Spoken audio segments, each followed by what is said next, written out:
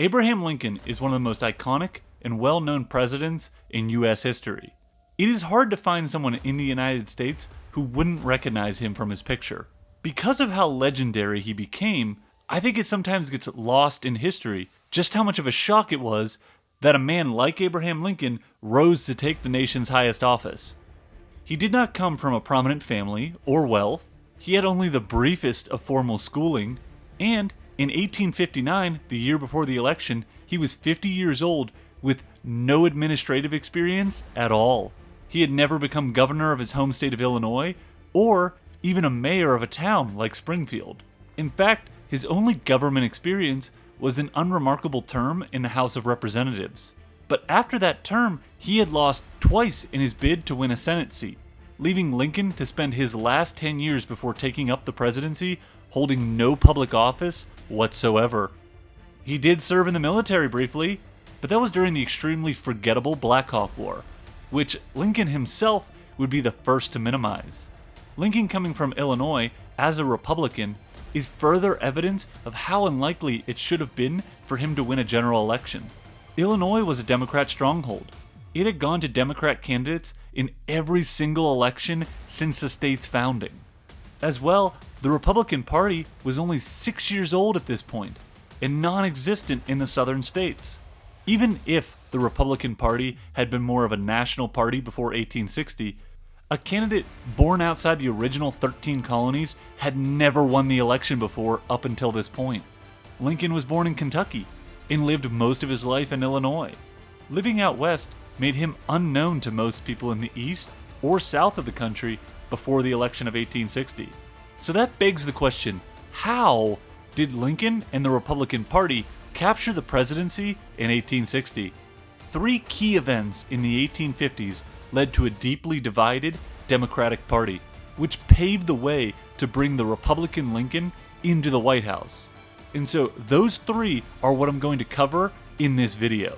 One important note about this video though, this is not going to be a telling of how the Civil War started. It is mainly focused on what events led to a Republican victory in 1860. So some events that may have been key to the Civil War will not be elaborated on as much as they would be if my focus was on explaining the outbreak of that conflict. Alright, let's get into it.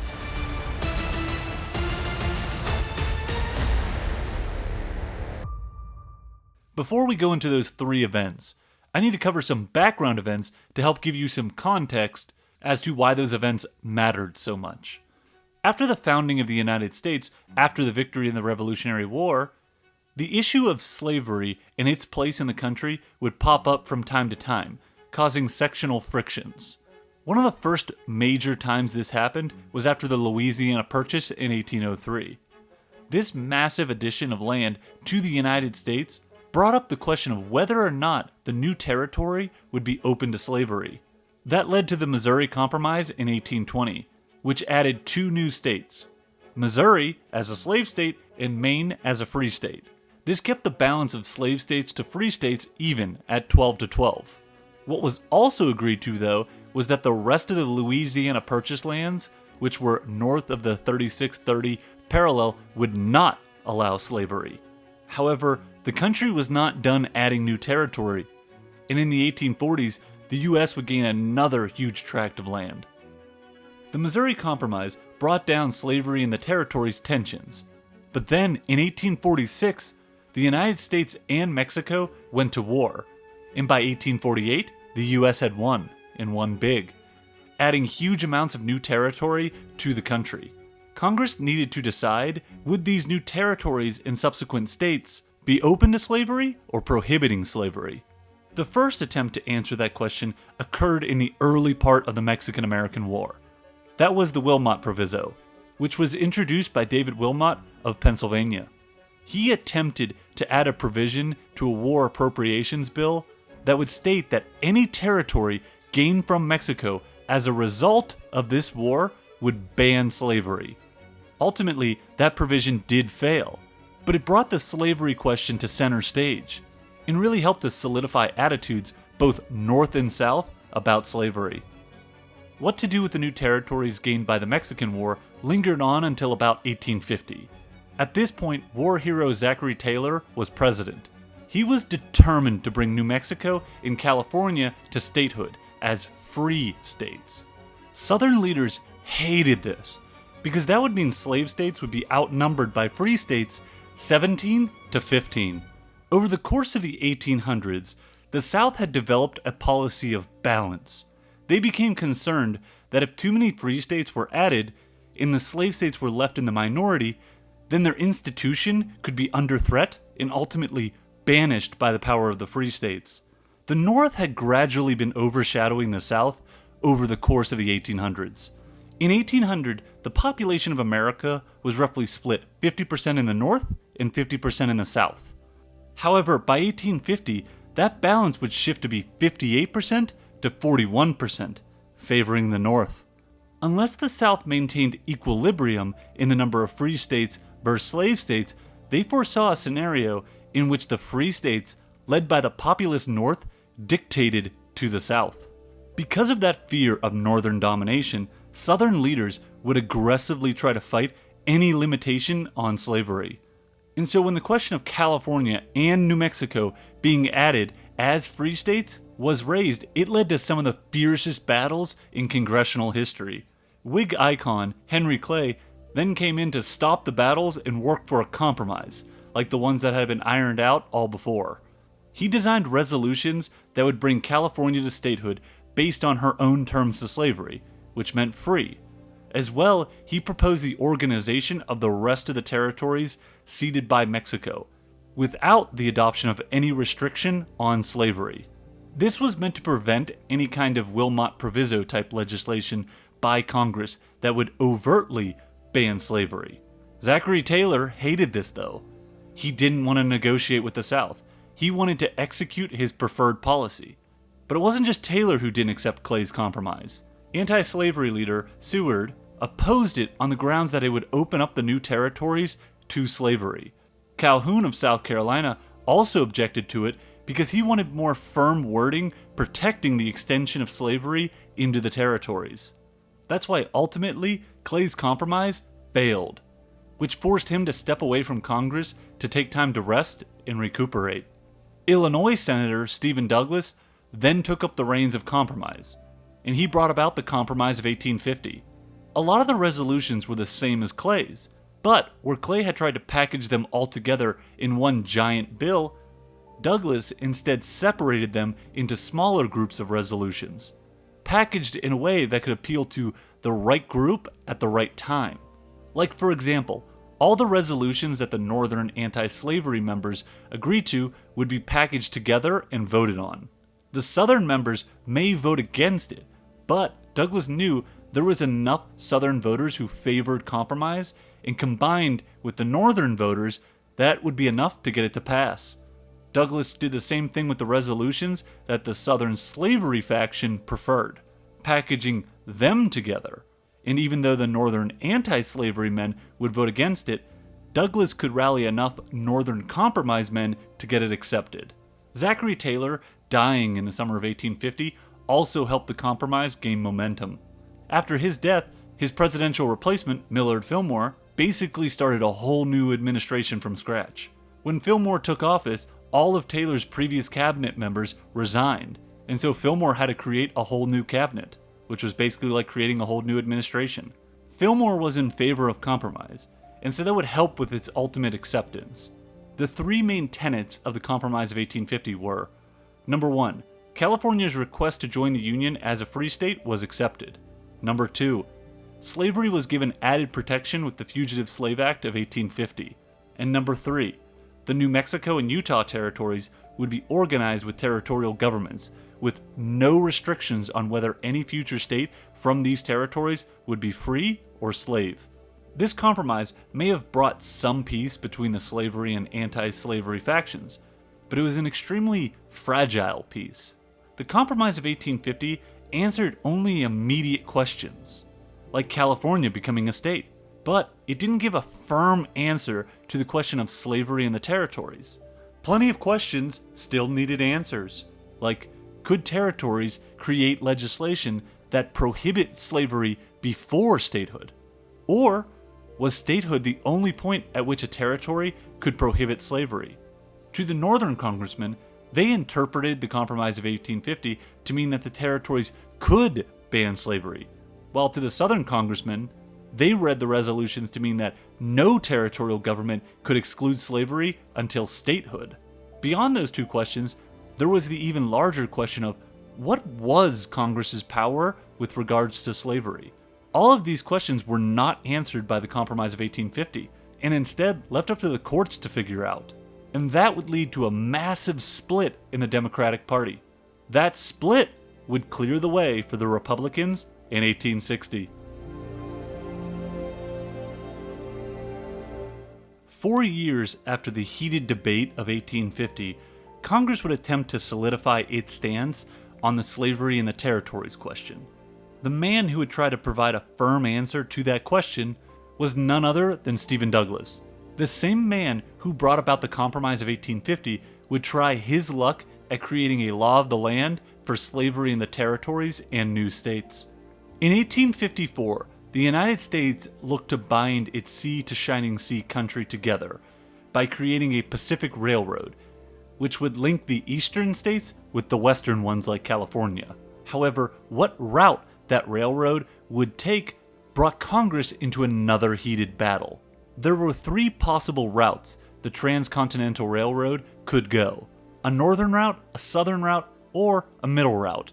The South hated the idea of a northern route, because that would be used as a catalyst for western expansion from the northern states, flooding the unsettled territories with anti-slavery northerners, which would make those new states anti-slavery in turn.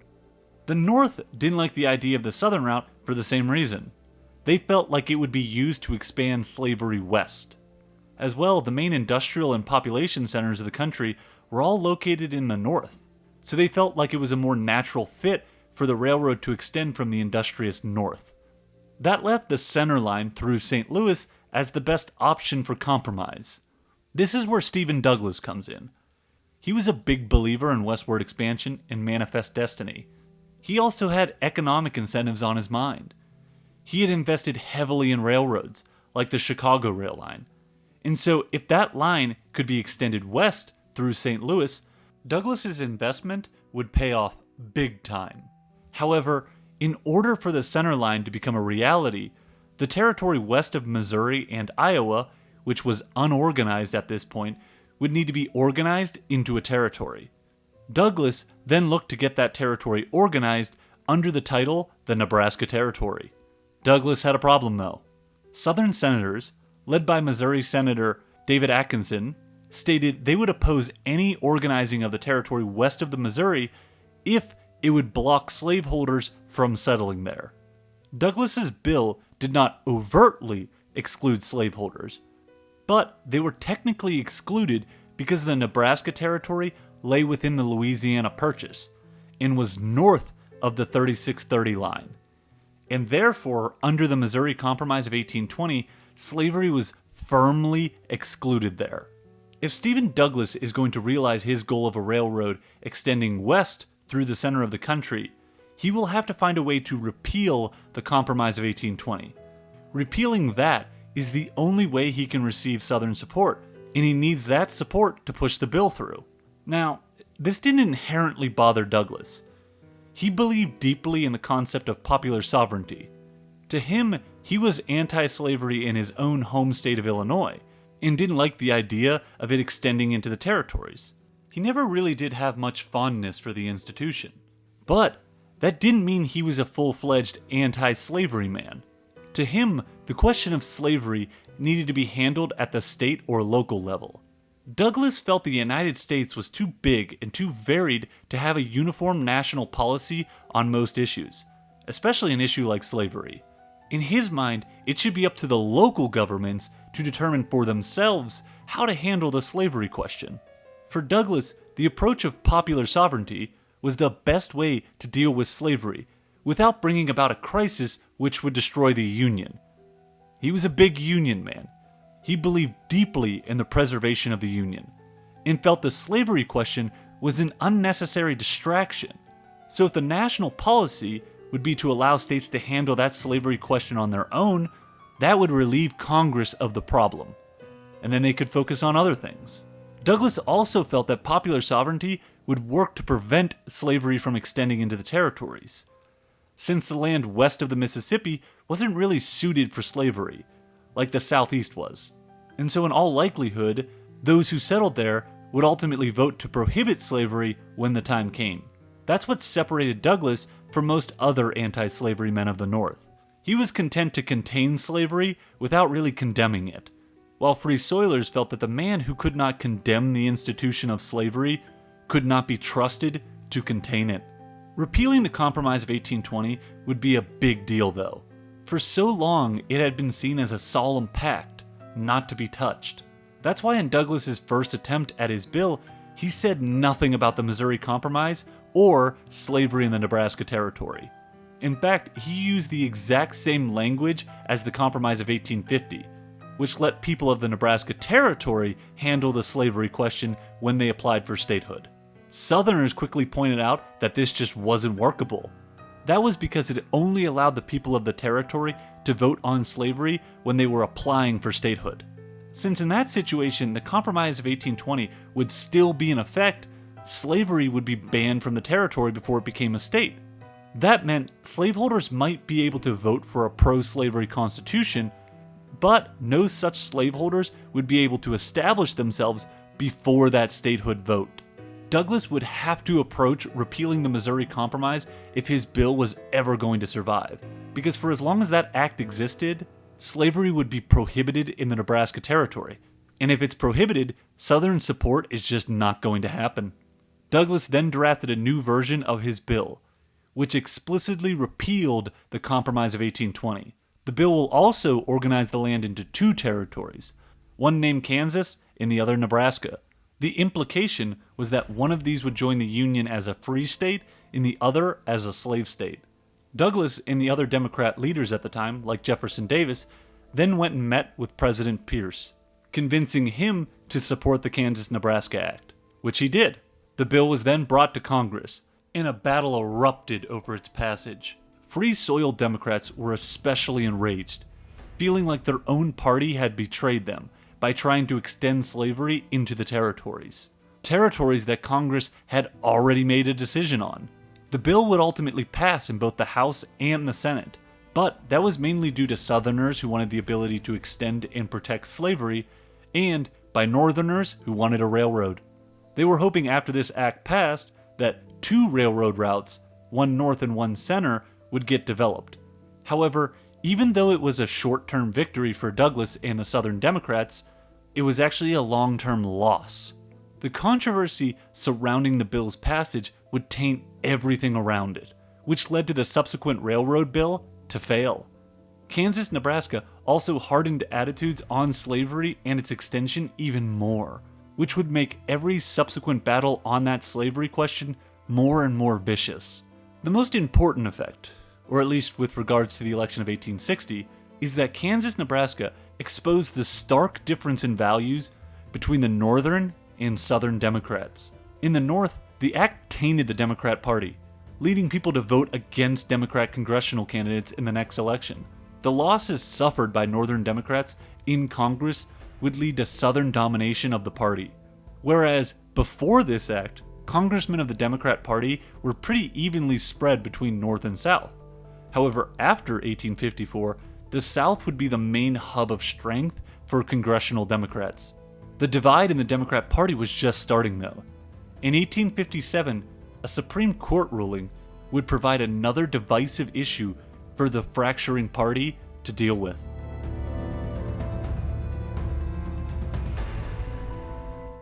The story of the infamous Dred Scott ruling begins in 1834, when Army Surgeon John Emerson took his recently purchased slave, Dred Scott, to Illinois to report for duty. The two lived in Illinois for 2 years, despite that state forbidding slavery. Emerson and Scott then moved again, this time to the Wisconsin Territory, into what is today Minnesota. Minnesota! This area also prohibited slavery, since it was north of the 3630 line and was a part of the Louisiana Purchase, and so slavery was excluded because of the Missouri Compromise. Remember, the Missouri Compromise didn't get repealed until 1854, and so all the years that Scott was living there, it was still in effect. And so after several more years, Emerson and Scott then moved back to Missouri, which is where Emerson would die in 1843, leaving Scott to Emerson's wife. In 1846 is when things get interesting. Scott brought a suit against Miss Emerson, stating because he had lived in a free state, Illinois, and a free territory, Wisconsin, that made his slave status defunct. The case then worked its way through the Missouri courts, which favored siding with Miss Emerson, believing that Scott was still a slave and not in fact free. The Supreme Court heard the case argued in February of 1856. There were two main questions the Supreme Court would look to answer. One, was Dred Scott a citizen of the state of Missouri? That would determine if Scott was even eligible to bring his suit to the court. The second question would be, did residents in free regions like Illinois make Scott a free man? At first, it was widely believed that the Supreme Court would not rule on this case. Instead of taking on the controversial question of whether or not the Missouri Compromise was legal, they could have just dodged that question altogether by simply citing that it was a state or local matter and not something the Supreme Court needed to rule on. The majority of justices leaned that way. However, in February of 1857, the court changed its mind. This was sparked by two justices, both from the North. John McLean and Benjamin Curtis made it clear they were intending on writing dissenting opinions, declaring that Scott should be free based on the terms of the Missouri Compromise. That brought up an interesting question.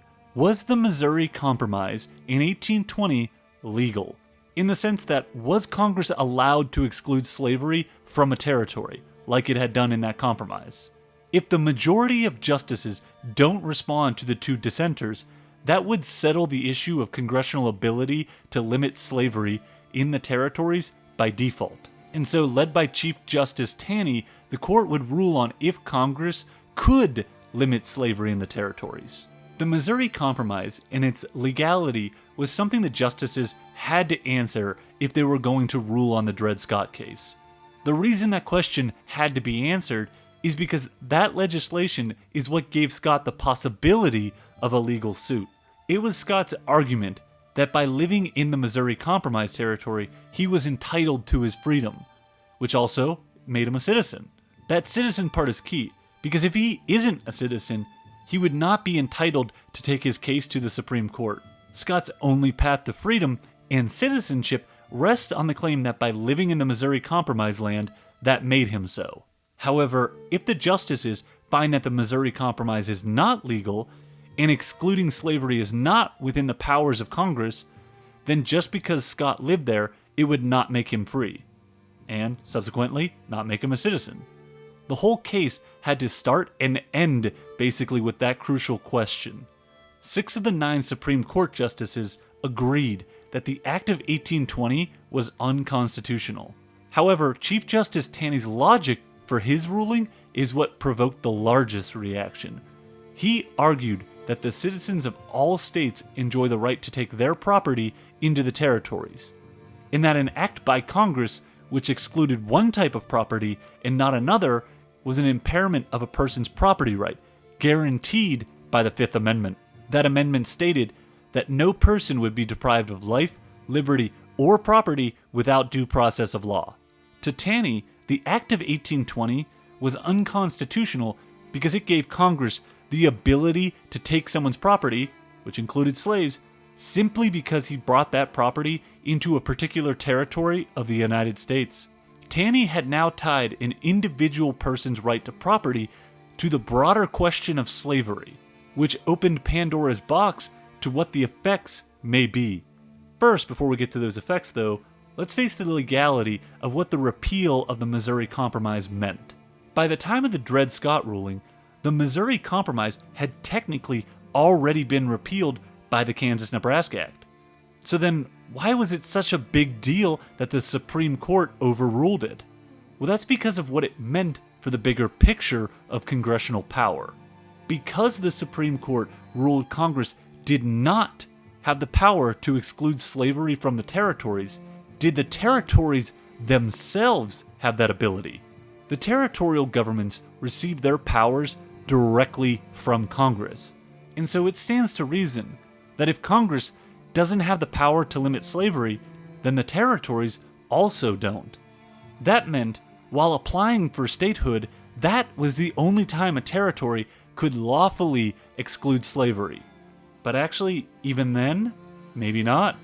The Taney property argument had linked slavery to a person's right to property, which the next step could be to argue further that the right to property actually supersedes state law as well.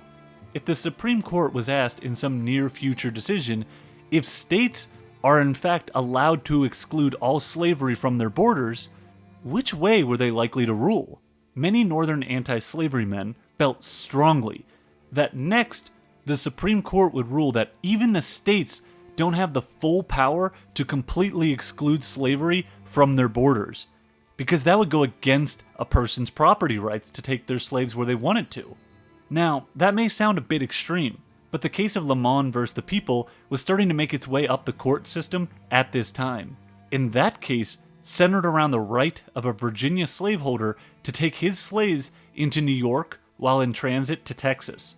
The way the Supreme Court had ruled in Dred Scott, and especially with Taney's argument, it seemed to open the way for slave owners to take their slaves, or property, wherever they wanted, regardless of local jurisdiction. That would make slavery universal, in a sense.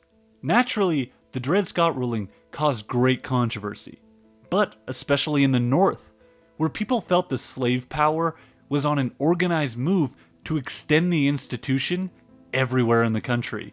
What matters most about this ruling in the context of the 1860 election is that the ruling further split the Democrats. Southern Democrats were pro-slavery, but Northern Democrats were mostly popular sovereigntists, like Stephen Douglas. And like I said earlier, that meant they wanted the issue of slavery decided at the local level.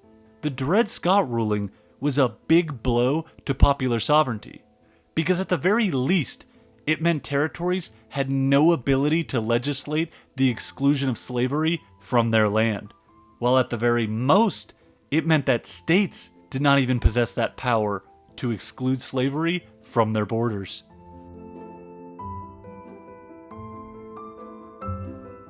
If the Buchanan administration thought that after the Supreme Court controversy with the Dred Scott case, they would get some kind of break, they were sorely mistaken. In 1857, the split of the Democratic Party fully along sectional lines was about to become total. It all started with Buchanan's attempt to solve the Kansas problem. Kansas had been the epicenter of the slavery debate after 1854, with the Kansas-Nebraska Act, in what is well known as Bleeding Kansas. Buchanan wanted to get this problem solved by getting Kansas on the path towards statehood. That meant the state needed a constitution, and that constitution needed to answer the slavery question for Kansas. Like I mentioned in the last section, in 1857, opinion on how slavery could be excluded was divided within the U.S. Republicans believed Congress could exclude slavery from all territories, while Democrats were split. Northern Democrats thought that territories could ban slavery, while most Southern Democrats felt that only at statehood could slavery be banned. Kansas was likely to be a free state, and Buchanan knew this. His administration calculated 24,000 total settlers in the territory, of which 8,000 were Republican, so they were obviously anti-slavery. The rest were made up of 9,000 anti-slavery Democrats, 6,500 pro-slavery Democrats, and 500 pro-slavery know-nothings. Know-nothings were a group in the 1850s whose primary issue was immigration. Based on those calculations, that meant that the anti-slavery elements were outnumbered by pro-slavery ones 17,000 to 7,000.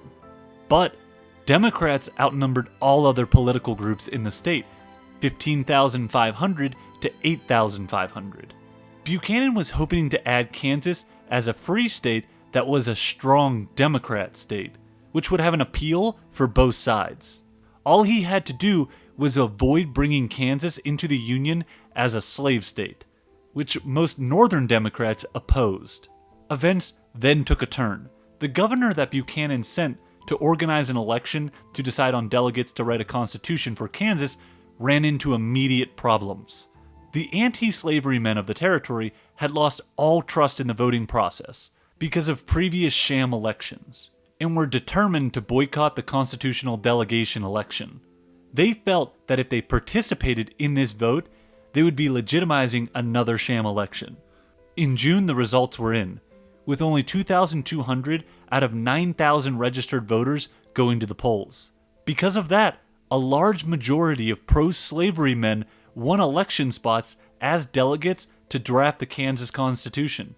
Then in September of 1857, the delegates met to draft a constitution at Lecompton, Kansas. What they came up with was a constitution that tore the Democrats apart. On the slavery question, they posed two options to the people of Kansas. Number one, they could vote against slavery, but not a vote in the traditional sense, by excluding the institution from their borders completely. Instead, it only offered to exclude adding new slaves. The slaves already in Kansas and their ancestors would remain. And number two, they could vote in favor of slavery. This opened the door to allow more slaves to enter Kansas from outside the state. Basically, the people of Kansas were only left with a choice of limited or unlimited slavery, without a no slavery option. Even worse, the Constitution stated that it could not be changed for a minimum of 7 years. To top off the controversy, the anti-slavery men of Kansas were led to believe from Buchanan's people that once the Lecompton Constitution was drafted, the people of Kansas would have the opportunity to vote in totality on that Lecompton Constitution. They could vote yes, which would then send the Constitution to Congress, and once approved there, Kansas would become a state. Or they could vote no, and then the Constitution would have to be rewritten and approved by the people of Kansas before being submitted to Congress. Instead, the people of Kansas found out that they could only vote on the slavery question and not reject the Constitution as a whole. And like I said, the vote on slavery in the Lecompton Constitution as drafted did not include a no on slavery option, which would have completely banned it from Kansas. Buchanan did this because he was determined to end the Kansas debacle once and for all by bringing that territory to statehood. And so he didn't want to wait for them to draft another constitution. The pro-slavery forces in the South now see a golden opportunity to add another slave state to the Union, a state they never thought they were going to get. Before the Lecompton Constitution, they had resigned themselves to accepting Kansas as a free state, but now they have this chance to make it a slave one, which would help balance out the addition of Minnesota, which is going to be a free state. The South's strategy at this point was focused on balance between free and slave states. Every time a free state was added, they wanted to add a slave one as well. This would prevent the anti-slavery forces from gaining an overwhelming majority, and possibly enacting a federal ban or even limitations on slavery at all. What Buchanan hadn't factored in by supporting the Lecompton Constitution, though, was the reaction of Northern Democrats. In particular, one Northern Democrat, who had in fact been the face of the party in the 1850s, Stephen Douglas. Like I mentioned earlier, Stephen Douglas had been one of the vocal leaders of popular sovereignty, believing it was the best way to handle the controversy of slavery. The Lecompton Constitution went directly against this view. Douglas always believed the territories could exclude slavery if they wished to legislate against it. As well, when the territory became a state, they could prohibit slavery then.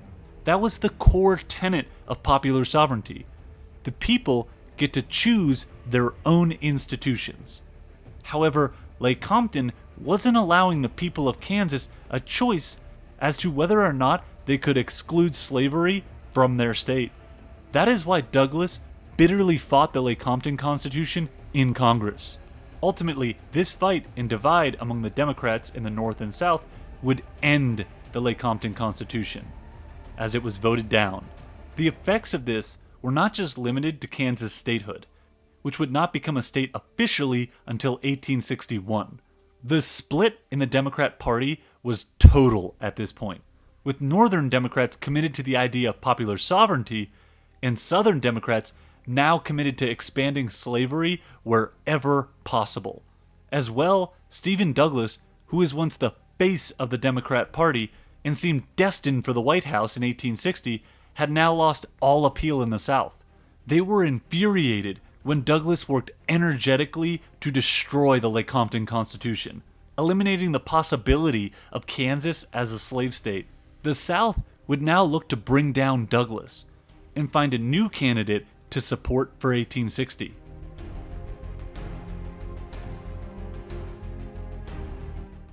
The rise of Lincoln as a national figure began in 1858, with his campaign for a Senate seat to represent Illinois in Congress.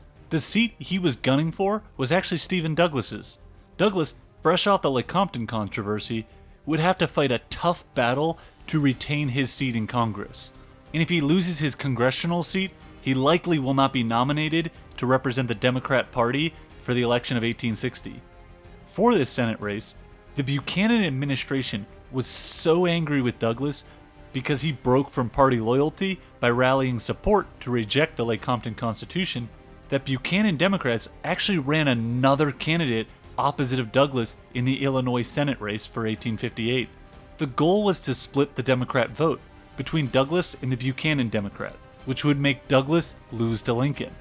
Which is wild to think about, that the Democrat Party was split so bad that the South would rather have a Republican in Congress than let Douglas get reelected. During the campaigns, Lincoln and Douglas would go on to famously debate 7 times throughout the state. The main issue they focused on was slavery. Douglas took the interpretation that the Declaration of Independence clause, stating that all men were created equal, was purely meant for white men. Lincoln, on the other hand, took that clause to mean literally as the founding fathers had written it, that all men were created equal and were born with certain intrinsic rights, like life, liberty, and the pursuit of happiness.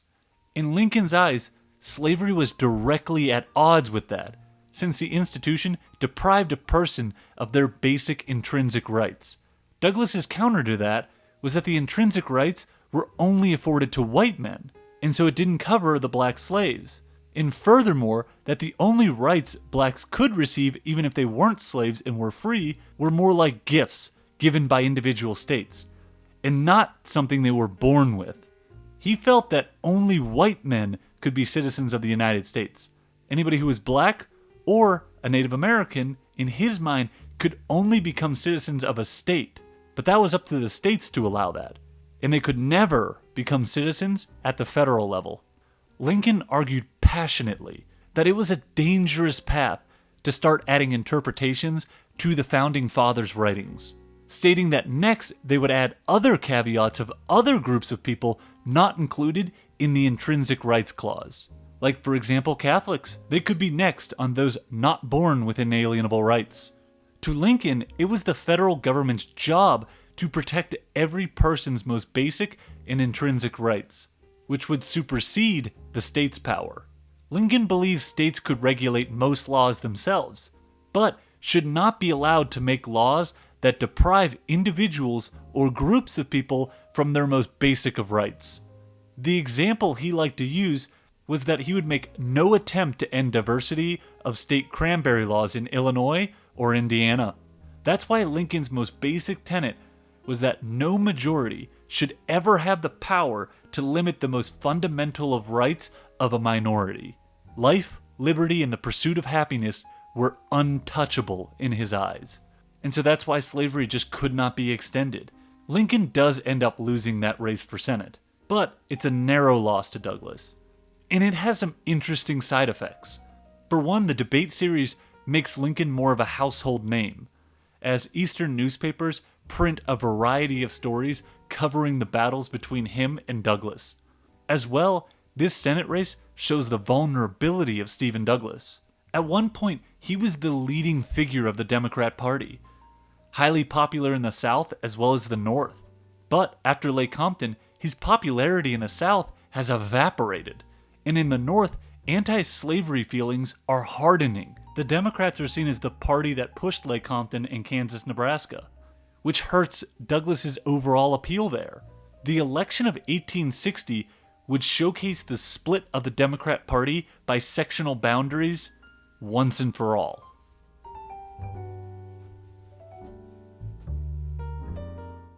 Before we go into the actual election of 1860, let's dive into how the differing parties nominated their candidates. There would end up being 4 different candidates for this election: 2 Democrats, a Republican, and a Constitutional Union candidate. We'll start with the Democrats, since their convention met first in April of 1860. The convention would be held in Charleston, South Carolina. Going into it, Douglas was the favorite to win the nomination, but he only had a slim majority, and he needed a 2/3 majority in order to win the nomination. But before nominating a candidate, the Democrats must first adopt a platform.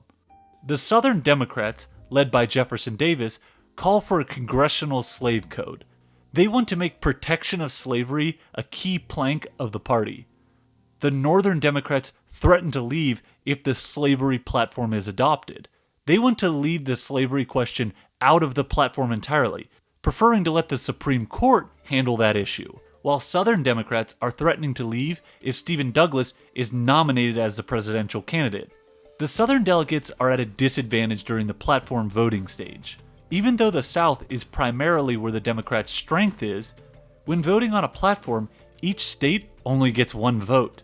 And so the northern states are able to effectively block the slave platform from being adopted. After the slave platform fails, a large contingent of Southern delegates walk out of the convention.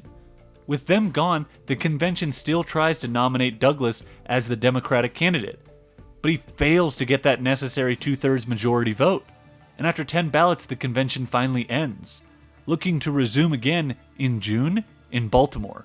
In June, the Democrats meet again, but before this convention, Douglas was able to effectively exclude the Southern delegates who blocked his nomination in April, and that helps him to capture the nomination. The disaffected Southern Democrats were not done though. A day later, they met up and nominated their own candidate in John C. Breckinridge. As part of running that candidate, they adopt a platform built around a slave code, protecting slavery in the territories.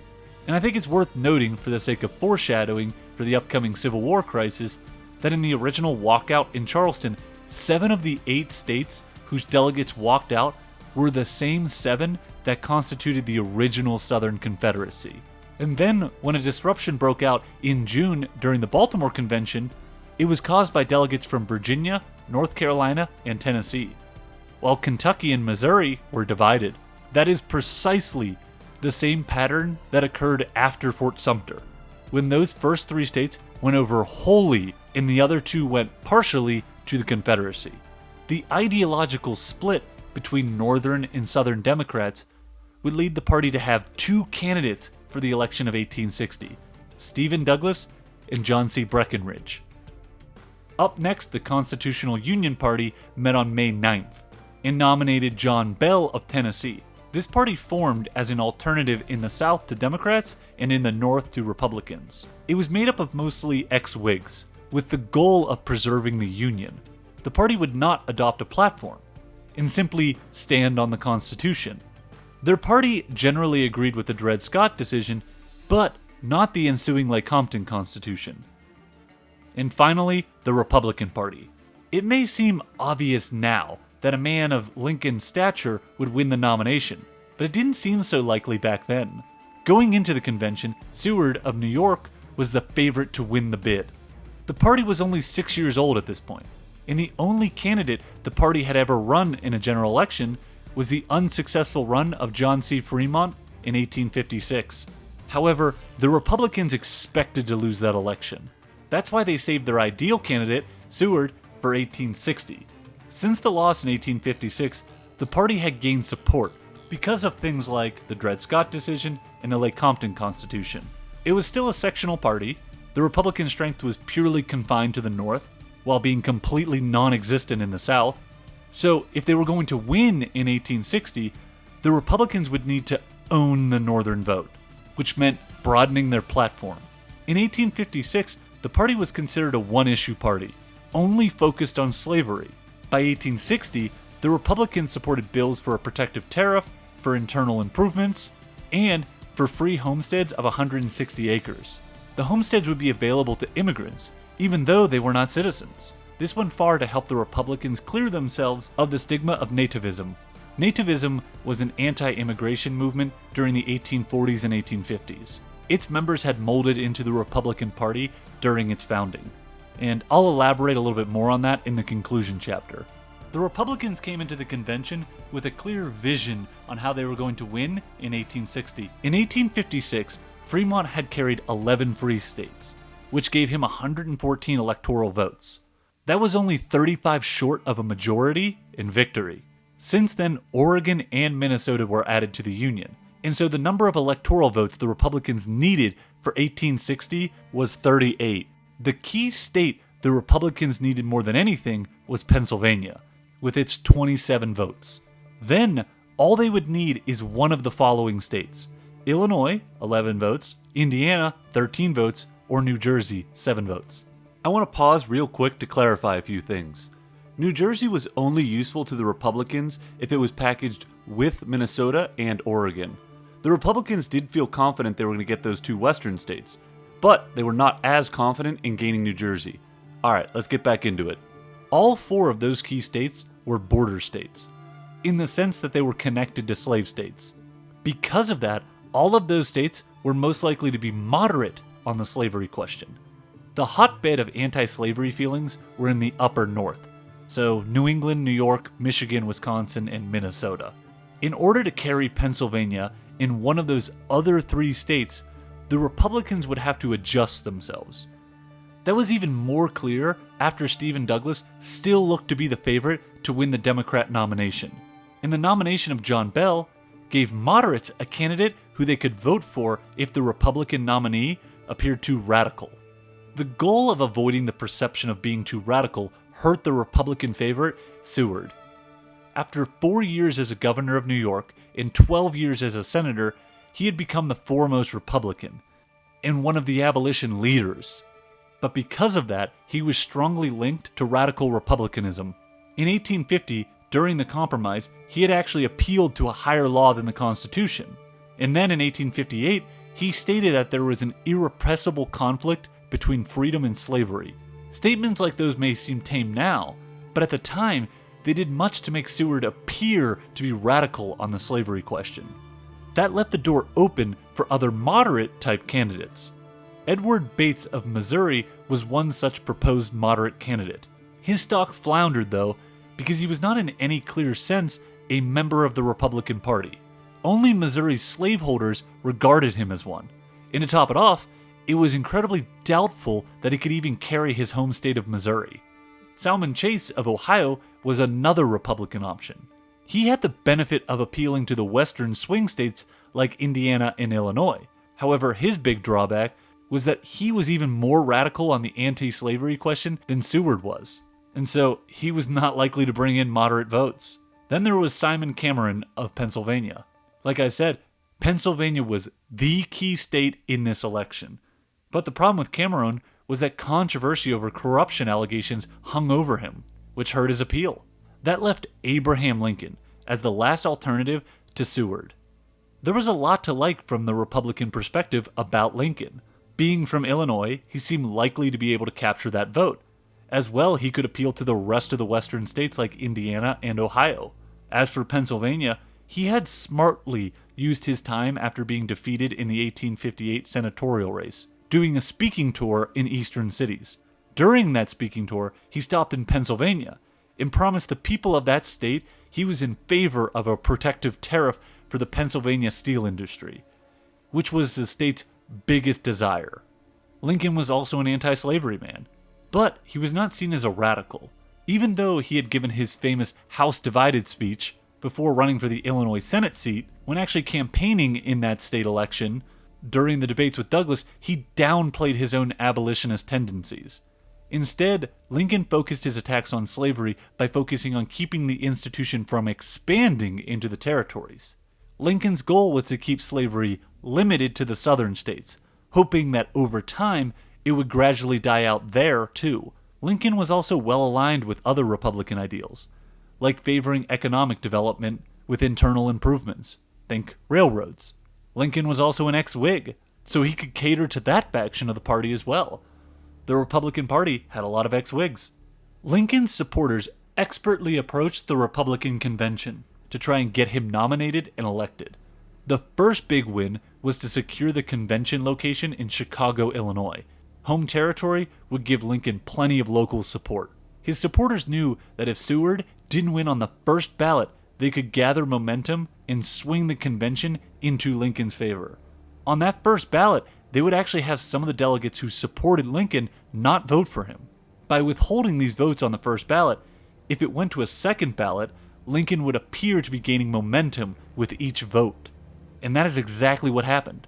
On the first vote, Seward received 173.5 votes, while Lincoln was in second with 102. And for context, the goal was 233 in order to win the nomination. Then on the second ballot, Seward rose to 184.5, but Lincoln rose all the way up to 181. That was mainly because of a switch in the vote for Pennsylvania. Then on the third and final ballot, Lincoln rose once more to 231.5, at which point the Ohio delegates switched their votes to Lincoln, moving him up to 364 out of 466 possible. Then the Seward men, accepting the inevitability, moved their vote to Lincoln to make it a unanimous decision. Lincoln was able to capture the Republican nomination because his opponents had glaring flaws. This election would come down to Pennsylvania and either Illinois or Indiana. It was as simple as that. Whoever could take those states was the man the Republicans would have to nominate. Chase of Ohio had only the partial support of even his own home state.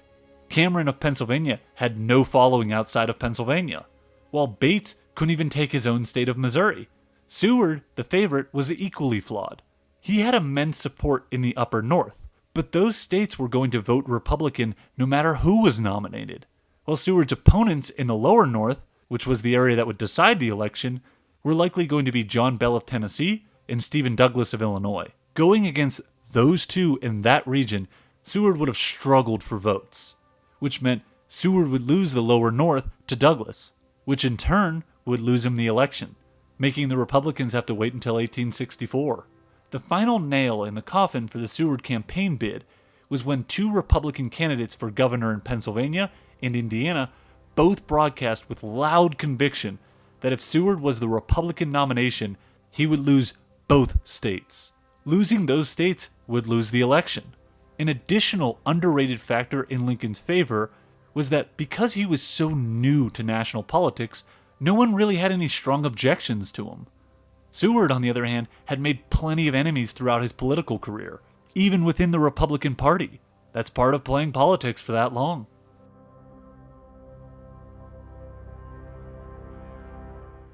With the Democrat ticket split like it was, Lincoln didn't have to do much campaigning in 1860. In fact, he actively avoided public appearances to stay away from any touchy talking points, which might be used to inflame opinion against him. Instead, Lincoln's campaign would be handled by close supporters of his.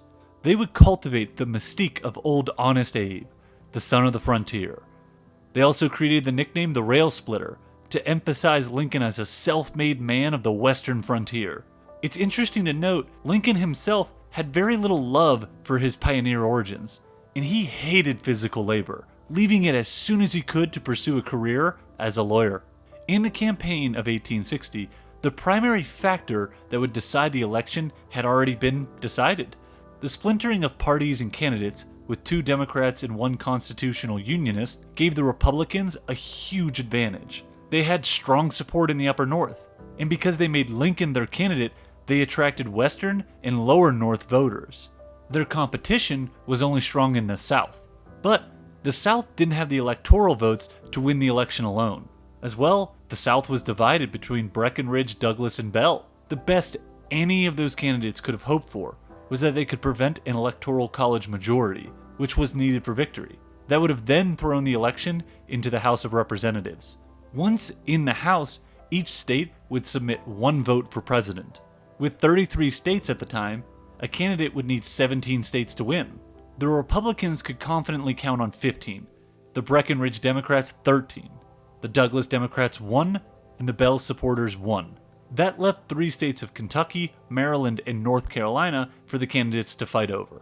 Since all 3 of those were slave states, Lincoln would not have had a chance to win this election in that scenario. And if none of the candidates got to the required 17 votes for victory, the vote would then turn to the Senate, and they would be tasked with voting on which vice presidential running mate would be elected to be the acting president. Based on the Senate makeup at the time, in that scenario, it was likely that Breckinridge's running mate, Joseph Lane, would be elected. None of this ended up mattering though, but it's still interesting to look at how crazy things could have gotten.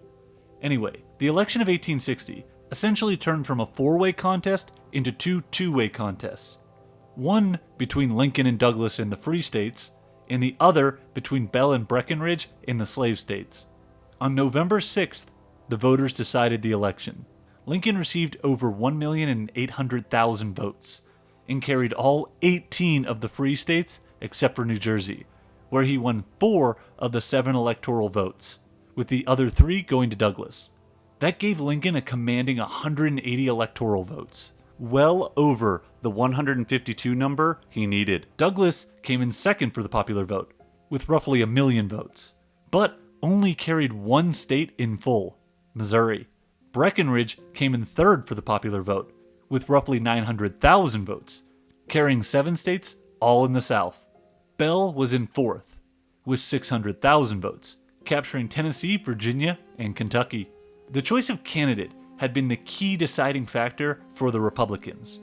Choosing Lincoln over Seward had broadened their appeal and been the vital decision that won the election. To prove that, let's go back and do some analysis. In Indiana and Pennsylvania, the governor seats were open, and what party won those seats can often be seen as foreshadowing as to what party will win them in the general election. Both the Republican candidates won by narrow margins, of 10,000 votes in Indiana and 30,000 in Pennsylvania. Both of those margins are close enough to inspire the belief that having Lincoln instead of Seward as the leading man for the Republicans was the difference in how those two states would vote. While in November, Lincoln took Illinois by only 13,000 votes and California by 1,000. It's safe to assume Douglas would have taken Illinois. He was an Illinois man. As well, it's also likely that Seward would have lost California. Without the states of Pennsylvania, Indiana, California, and Illinois, the Republicans would have been left with only 125 electoral votes, well shy of the 152 needed for victory. That would have pushed the election into the House of Representatives, ending the Republicans' chances at winning the election. Lincoln was the perfect candidate at the perfect time for the Republican Party.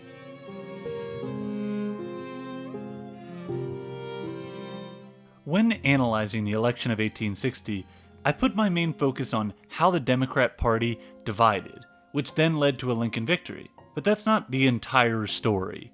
After all, the Republican Party was a pure sectional party with no base of support in the southern states.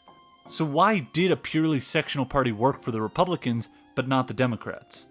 Well, for starters, the population advantage was hugely in the North's favor by 1860. At the time, the North had roughly 23 million people. Compare that to the South's only 9 million, of which 3 million were slaves. So how did the North's population explode so much higher than the South's? I mean, in 1800, they were roughly equal. That had to do with the shape of societies the North and the South took. In the North, industrialization struck big, with factories and large cities, while the South maintained a largely agrarian society focused on cash crops like cotton. As well, in the 1840s, the entire makeup of the United States had changed massively due to the influx of immigrants. Immigrants which mainly settled in the North. It is widely known that the potato famine in Ireland caused a large influx of immigrants to the United States. But what isn't as well known is that proportionally, this was the heaviest influx of immigrants into the U.S. in history. In the decade of 1845 to 1854, a total of 2.9 million immigrants entered the country. That amounted to roughly 14.5% of the population. This immigration was a shock to a society that had a very small proportion of foreign-born members before this wave. America, as an immigrant-heavy society and a melting pot of cultures, was not the case before the 1840s. total immigration never surpassed 100,000 before 1842, and never reached the 200,000 barrier before 1847, but then suddenly exceeded 400,000 3 times in 4 years, between 1851 and 1855. Anytime a society goes through a massive transformation like that, frictions are bound to occur, and the resulting friction would have a deadly effect on the Whig Party.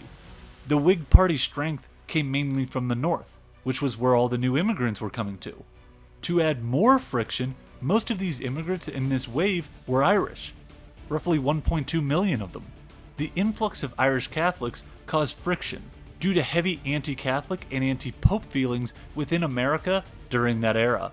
Catholicism was still linked to monarchy, and in the mid-1800s, the US was still one of the few republics in the world, and so many were weary of any monarchical tendencies. As well, the North was more of a hotbed for Protestants or Puritans of English descent, which naturally clashed with the incoming Irish Catholics. Because of this animosity, most Irish of the 1840s and 50s tended to vote strongly Democrat. The Whig Party's strongest support came from those New England states, and that made its members linked to Puritanism or Protestant beliefs, with English ancestry. That made the Irish immigrants who entered the country see the Whig Party as a British and Puritan-backed party, and so naturally they chose the other party. And so when more immigrants came into the country from Ireland, they were also recommended to join the Democrat Party. That Irish support was part of the cross-sectional appeal of the Democrats, which for so long was the bedrock of their party.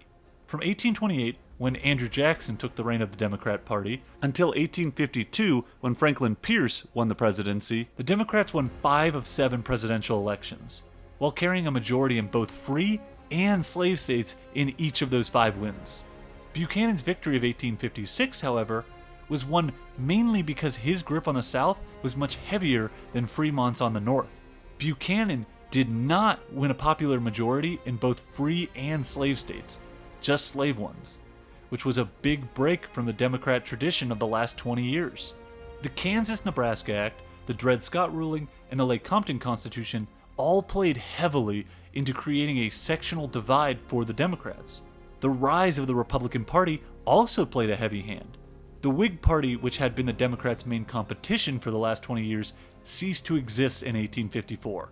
The Whig Party was never as organized and as united as the Jacksonian Democrats. The only 2 Whig candidates to ever take the nation's highest office, William Henry Harrison and Zachary Taylor, were both war heroes, who won less so because of the population's appeal to Whig ideals, and more so from their own personal standing from military victories. The Whigs were deeply affected by the wave of immigration during the 1840s, which then launched the competing Know Nothing or Nativist parties. That movement looked to limit the rush of the new Irish Catholics that were joining the country. The Whigs were also affected by the Compromise of 1850 and the Kansas-Nebraska Act. Slavery had become a huge national issue, and the anti-slavery Democrats in the North and the anti-slavery Whigs had some common ground they could unite behind. Meanwhile, the Whig Party on a national scale, after years of losing and its ineffective ability to stop things like the Kansas-Nebraska Act, fell apart. The Whigs in the South would align with their Democrat counterparts, while the Whigs of the North formed up with the disaffected Northern Democrats and the Nativists to form the Republican Party. The Republican Party was much more unified and focused on a clear ideological platform than the Whig Party ever was. That made them a formidable force against a Democrat Party which had benefited from going up against the disorganized Whigs for years. It made matters worse that the Democrat Party was no longer a national party with appeal in both the North and South. And that's really what I want to end on. I want to show just how much the Democrat Party had changed from a truly cross-sectional party to a purely Southern party. Before the controversies of the 1850s and the main 3 events, Congress was rather evenly divided for the Democrats between North and South. From 1847 to 49, there were 108 Democrats in the House, 54 from free states and 54 from slave states. Exact equilibrium. Then, in 1852, when Franklin Pierce took office, there were actually more free state Democrats than slave ones. The tally was 92 free state to 67 slave state Democrats in the House of Representatives. By the time Buchanan came into office in 1856, there were 53 free state and 75 slave state Democrats in the House. After more controversies like Dred Scott and Lecompton, the 53 Northern Democrats were further whittled down to 32 seats. 12 of these seats were only kept by men because they had broken with the administration on Lecompton. When Congress met in 1859, the Democratic makeup of the House was 69 Southerners, 19 from free states, and 12 anti-Lecompton Democrats. The sectional balance of the party was effectively over. The concentration of strength was all in the South, and that would lead the party to adopt more and more pro-slavery policies. Only at a national convention did the Northern members have any real power, which is how they were able to nominate Stephen Douglas for president. However, Douglas, after Lecompton, had lost all of his support in the South, which led to the split Democrat ticket, and a party with virtually no strength in the North. That, right there, is how Lincoln came to the presidency. His opposition was fractured, while he and the Republicans were unified, with a clear goal and a vision. His victory, though, would lead the nation to its greatest crisis. As always, thank you for watching. I really appreciate it, especially on these longer videos. I feel pretty good I didn't pronounce anything wrong, but those are pretty famous last words for somebody like me and trying to pronounce things correctly. I throw balls far. You want good words? Data languager.